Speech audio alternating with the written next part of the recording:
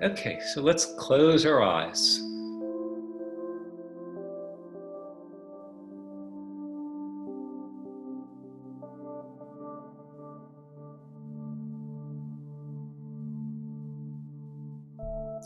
So today we're talking about the cure, which of course is an oversimplification and quite an exaggeration because there's no permanent cure, but there is a cure from a standpoint that knowledge is extraordinarily powerful. And consciousness, our consciousness structures our knowledge as well. And our knowledge structures our consciousness, meaning our state of being.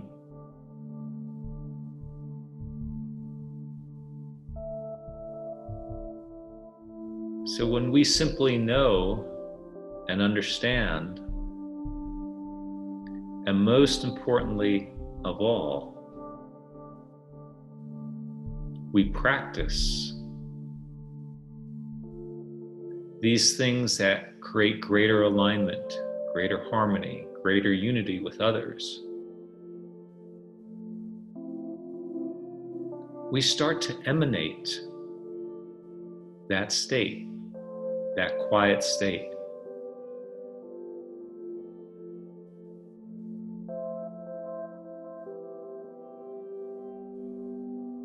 And that's why I talked so extensively in the course, the 5 phases, how just simply holding the space, listening, breathing,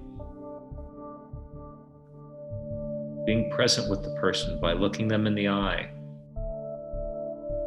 being receptive, not having an agenda, how not saying a word. For me, it's probably a good 60-70% of the time. The situation resolves without ever having to say a word.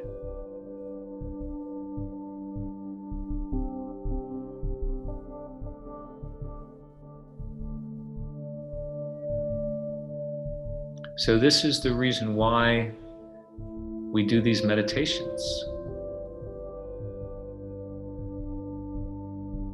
We talk extensively today about these different biochemicals such as cortisol and adrenaline that make others reactive and resistant to what we have to say.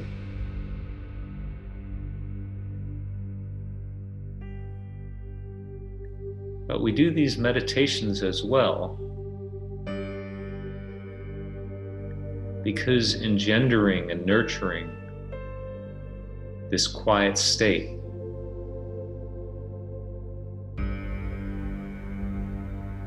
is the single most powerful thing that you can do to get past that anger, that resistance, that reactivity that people, I don't want to say naturally, it's only natural because so often in modern society, people are under stress. They've got so much on their plate. They had a bad day at the office, had an argument with a customer service person, got caught in traffic, got some bad news financially about health, about a relative. You're under a deadline, whatever it may be. So they're not quiet inside. Cortisol, that substance that is manufactured in the adrenal glands, triggered by stress.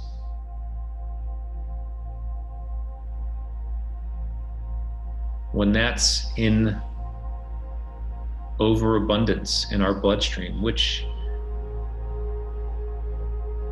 a high percentage of the time for all of us, you live in a city, the traffic, the deadlines, everybody in a rush, the impoliteness, the cortisol levels are continually spiking up and hopefully returning back to normal. But oftentimes they don't.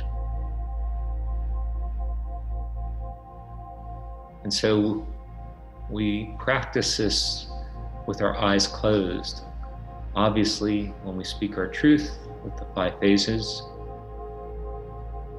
we typically don't have our eyes closed. It would be wonderful if we could invite the person to a meditation, at the very least, to some relaxing place, to go for a walk in the country. Typical thing with CEOs and business people doing business on a golf course for good reason, on a sailboat, a walk in the woods.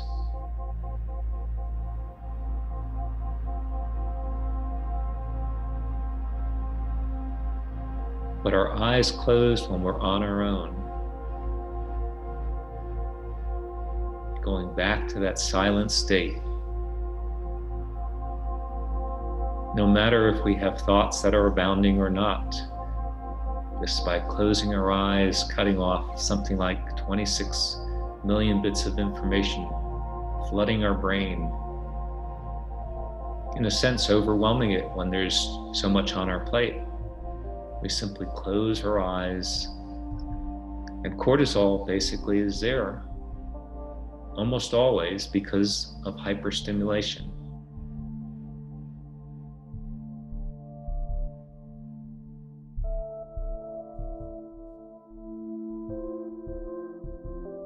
And then on top of that, we breathe slowly. Take a slow breath in over 4, 5, 6, 7, 8 seconds.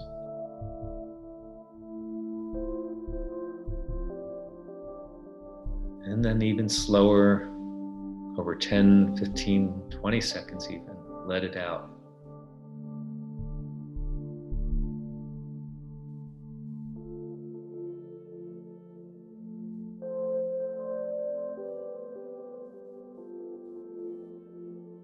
The reason we do that is because our breath is another one of those reset buttons, home buttons. Turns off the fight or flight mechanism.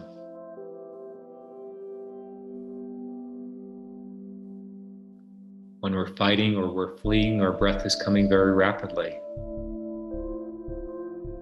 If we're about to be hit, either by an individual, a car, if we're going to be tackled on the playing field, playing football.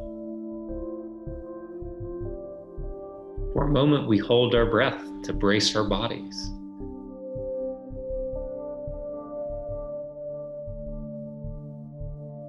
Again, fight or flight response, adrenaline and cortisol flooding our system. So we breathe in. And when we hold the space with other people, part of our procedures is we, not obviously, but we become conscious of our breath. Because just becoming conscious of it is like mantra.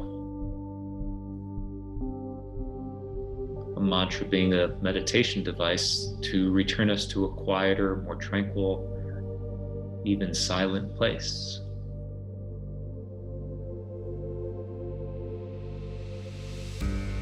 And physiologically, the effect that oxygen has on our biochemistry is to slow the body down, to stimulate the parasympathetic nervous system, which is the opposite of the fight or flight nervous system, or what's called the sympathetic nervous system.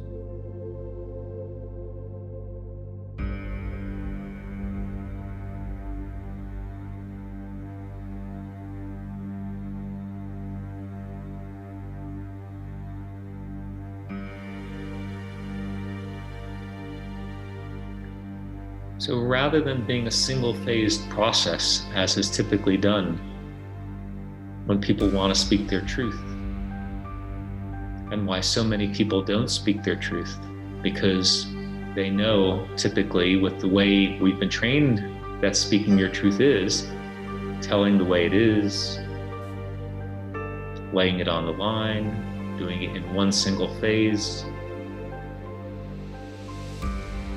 we know we're going to trigger that reactivity in another.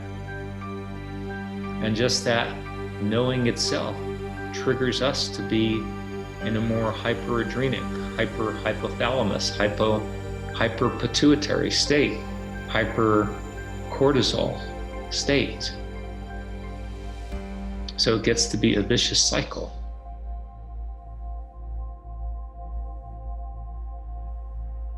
So we add in these other 4 phases, these other 4 increments. So simple. We didn't really need to learn them. We actually needed to relearn them because we've forgotten them. And we have to practice it. The reason we get together every week, because it's so easy to forget. And as the Chinese say, 1 moment of anger, a year of regret. If you're in business, you say the wrong thing, you're in the wrong space, you're stressed, you can blow a business deal worth thousands, hundreds of thousands, millions of dollars just by turning off the other person because of your stressed response.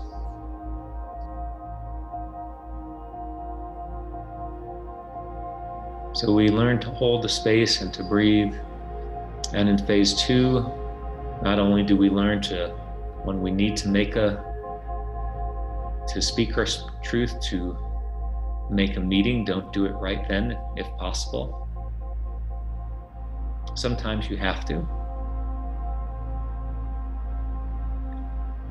In the course, I show where I was in Washington, D.C. and at an event, and a lie was being propagated on stage, and the audience could respond, and so I stood up and was called upon, and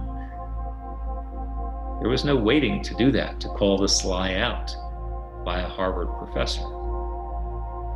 Something that was already disproven by the GAO, I think it stands for the General Accounting Office, or General Accountability Office of the government. So sometimes we have to do it then. But to give a gross generalization of a percentage, 99% of the time we don't have to. We can wait. We can call for a meeting.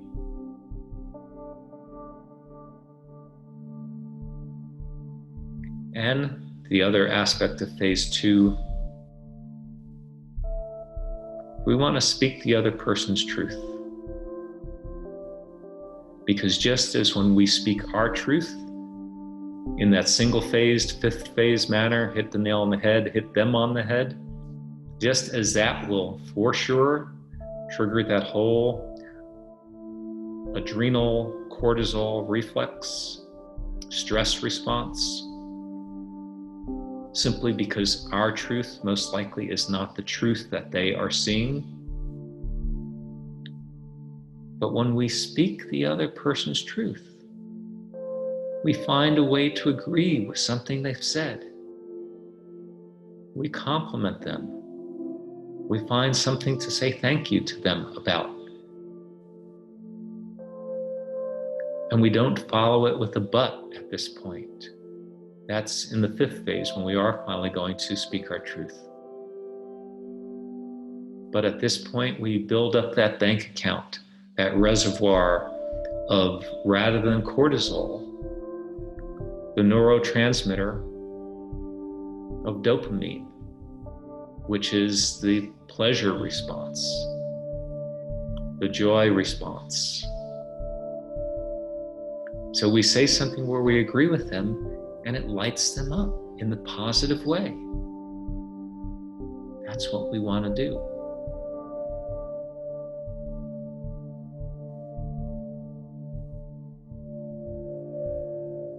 You tell them, with whatever they're going through, how you can relate, how you went through something similar.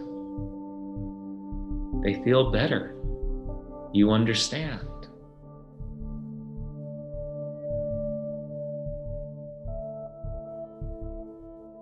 Then in phase 3, very similar to phase 1, we just give them time to see if they come around without us saying a word more, without necessarily even having brought the issue up yet.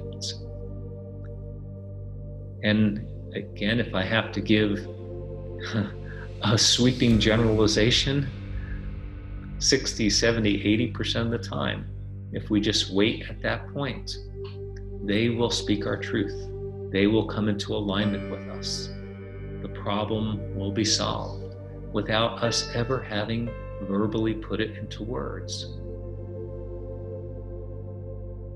Things shift. And this is the incredible magic of these 5 phases. That you get to live in these transformative circumstances where you take a situation that could have resulted in almost a certain confrontation, possibly even a separation, whether we're talking about marriage or business. And without the other person even realizing we did something, they align back with us.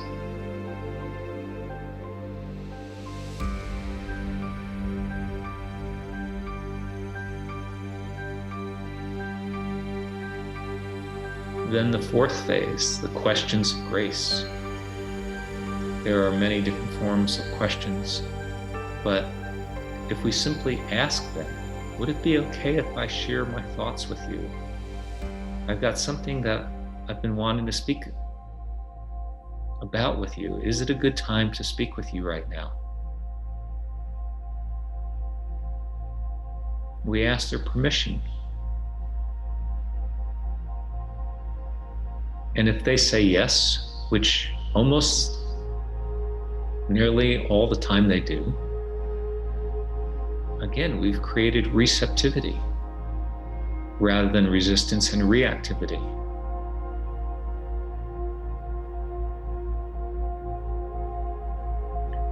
And then if we ask these exploratory questions where we explore before we even bring out our own, before we ourselves speak our truth, if we just ask them questions about,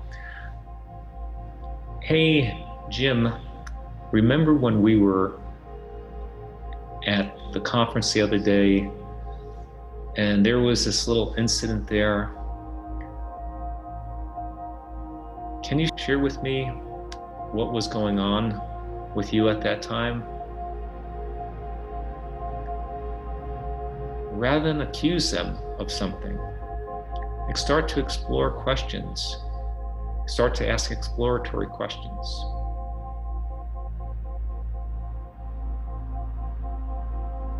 And the person realizes we're honoring them. We're giving them the benefit of the doubt.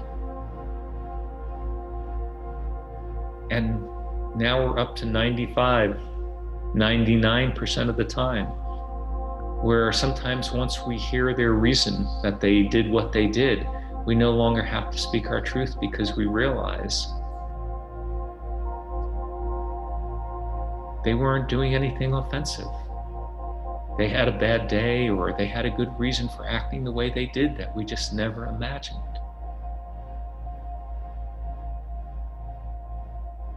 And so, again, rather than causing that cascade of adrenaline and cortisol, the stress hormones, the fight or flight response, we're instead causing a cascade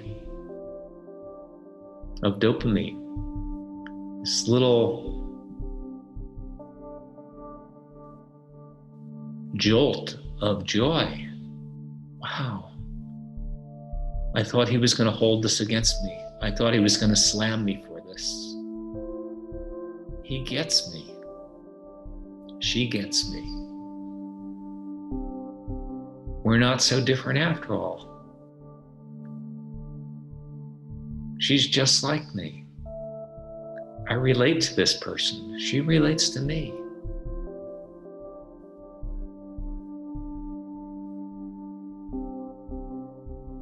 So by the time we reach that possibility of the fifth phase, the person is so prepped. They're so bathing in a sea of dopamine versus cortisol.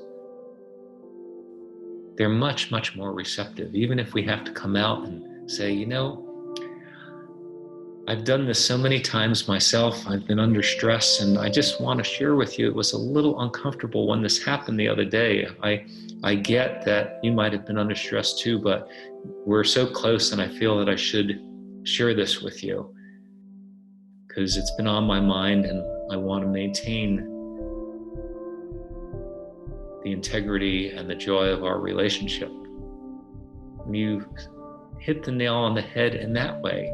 And rather than hitting it with a hammer, you're not hitting it at all. Rather than being like a lightning storm, you're like a gentle sun shower.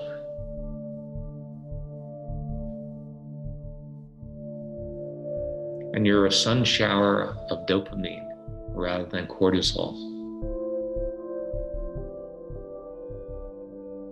Of joy rather than more stress, which only gets reflected back to you. Causes more stress for you when you cause more stress for them. Whereas when you cause more alignment, even when you need to come out and really lay it on the line, sometimes we really do need to lay it on the line. We can't let things lie to be unspoken. And sometimes, every once in a while, the person doesn't respond the way we want. But when we've done it in this manner, we've known that we've done everything possible to align with them, to create harmony and unity rather than confrontation and separation and polarization.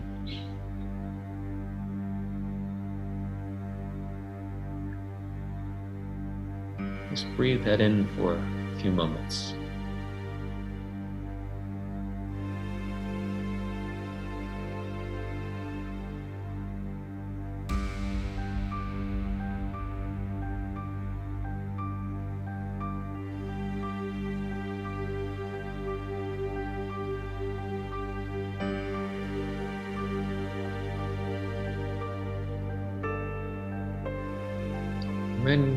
When you're ready to slowly open your eyes.